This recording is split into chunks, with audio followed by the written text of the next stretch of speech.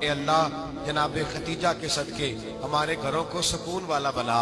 اور حضرت ختیجہ کا صدقہ ہم سب کی ماؤں کی بخشش فرما۔ حضرت سیدہ ختیجہ الکبریٰ رضی اللہ تعالیٰ عنہ کا جو وصال ہے وہ 10 رمضان المبارک کو ہوا ہے، اور یہ وہ خوبصورت اور عظیم ہستی ہے کہ کائنات ساری کو مصطفیٰ کے پاس جا کے سکون ہوتا ہے، اور میرے مصطفیٰ فرماتے مجھے ختیجہ کے پاس جا کے سکون ہوتا ہے، ختیجہ کے پاس جا کے سکون ہوتا ہے۔ اس لیے بھی ضروری ہے کہ جب حضرت ختیجہ کا تذکرہ ہوتا ہے تو میرے رسول پاک راضی ہوتے ہیں،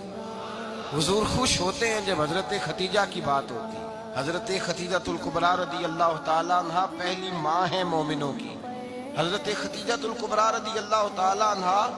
اس دور کے اندر جس دور میں ابھی اسلام نہیں آیا تھا، ابھی پردے کے احکام نہیں آئے تھے، ابھی عورتوں کے بارے میں وہ سارے احکامات نازل نہ ہوئے تھے جس کی پابند ایک مسلمان خاتون ہوتی ہے، اس زمانے میں بھی حضرت ختیجہ الکبریٰ پردے کی پابند تھی۔ اس دور کے اندر بھی حضرت ختیجہ الکبریٰ سچ بولا کرتی، اس دور کے اندر بھی جناب ختیجہ الکبریٰ کے مزاج میں نفاست تھی، بہت بڑے تاجر کی بیٹی تھی، بہت بڑے، اور باپ کے انتقال کے بعد حضرت ختیجہ نے خود تجارت سنبھالی، خود۔ یہ کیسی تاجرہ ہے جو کبھی گھر سے باہر نہیں نکلی، یہ کیسی تاجرہ ہے جنہوں نے کبھی جا کے کسی آدمی کے ساتھ گفتگو نہیں کی،